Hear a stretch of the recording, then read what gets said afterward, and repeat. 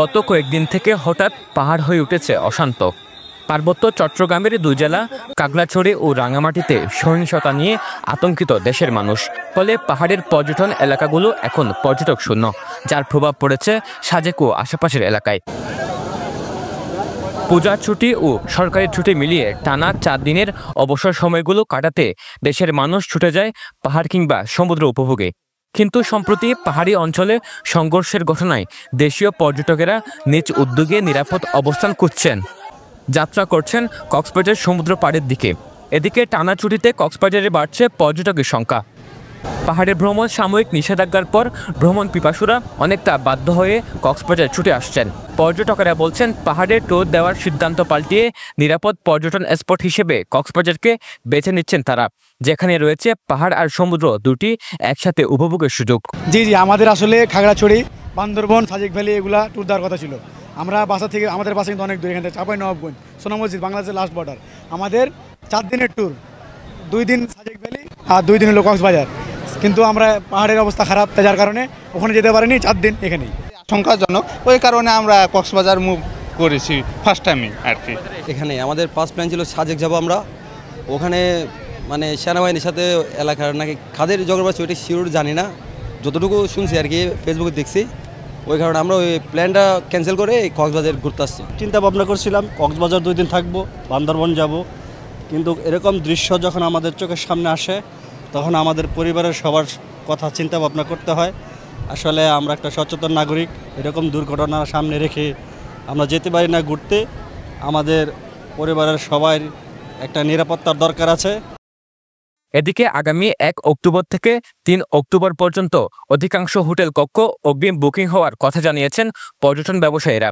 তবে এই ছুটিতে হোটেল রেস্তোরাঁয় বিশেষ কোনো ছাড়ের ব্যবস্থা রাখা হয়নি।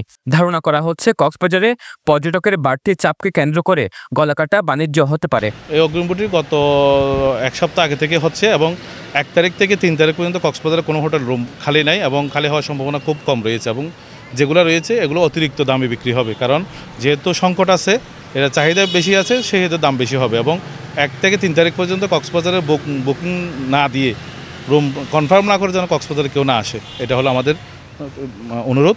এবং হোটেল মালিক এবং ব্যবসায়ী হিসাবে, পর্যটন উদ্যোক্তা হিসাবে আগামী 3 তারিখ পর্যন্ত কক্সবাজারে কোনো সিট খালি নেই। আমরা মনে করি এই অফ সিজনের মধ্যে যে একটা বন্ধের পেয়েছি আমরা, যে একটা ট্যুরিজমের আমেজ, পর্যটকদের আগমন হবে, এটা আমাদের জন্য অনেক একটা শুভকর বিষয়। আমরা মানে আমাদের যে লসের একটা ঘাটতির ব্যাপার ছিল, এটা আমরা কিছুটা কাটিয়ে উঠতে পারবো। কক্সবাজারে যাতায়াতের ব্যবস্থায়ও রাখা হয়নি কোনো সুযোগ সুবিধা, উল্টো বেড়েছে বিমান টিকিটের দাম। দূরপাল্লার বাসের টিকিট কিছুটা ছাড়ের কথা জানালেও রেলের টিকিটের দাম স্বাভাবিক রয়েছে। ছুটির জন্য কোনো অফার নাই বলতে গেলে, টিকিটের দাম বৃদ্ধি পেয়েছে। ক্রাইসিস আগে আমরা বলতে গেলে 5200 থেকে যে ইয়েটা ছিল, ফেয়ারটা ছিল, এটা এই বর্তমানে পুজোর ছুটির কারণে এটা 7000, 6000, 8000, 9000, ইভেন 10000ও হয়ে যাচ্ছে। আমাদের ভাড়া স্লিপার 2000 টাকা, কিন্তু আমরা সবসময় ডিসকাউন্ট দিয়ে যাত্রী আনার জন্য চেষ্টা করি। 20% ডিসকাউন্ট দিয়ে 1800 টাকা 1700 টাকার ভিতরে একটা রেট ফিক্সড করে টুরিস্টদেরকে সেবা দেওয়ার জন্য চিন্তা ভাবনা করতেছি। পাহাড়প্রেমী পর্যটকদের জন্য কক্সবাজারের মেরিন ড্রাইভ হতে পারে স্বাচ্ছন্দ্যে উপভোগের অন্যতম চয়েস, বিশেষ করে দরিয়ানগর, হিমছড়ির টেকনাফের হলিউড পাহাড় কিংবা মিনি বান্দরবানখ্যাত গোয়ালিয়া। পাহাড়ি এলাকায় পরিস্থিতি স্থিতিশীল না হওয়া পর্যন্ত কক্সবাজারে থাকতে পারে পর্যটকের বাড়তি চাপ, কিন্তু বাড়তি বিনোদনের ব্যবস্থা না থাকায় অনেকটা হতাশ ভ্রমণ পিপাসুরা। একই সাথে প্রশাসনিক নজরদারি এবং পর্যটক হয়রানি বন্ধে সতর্ক থাকা প্রয়োজন সংশ্লিষ্ট কর্তৃপক্ষের। সরওয়ার সাকিব, পেনুয়া নিউজ।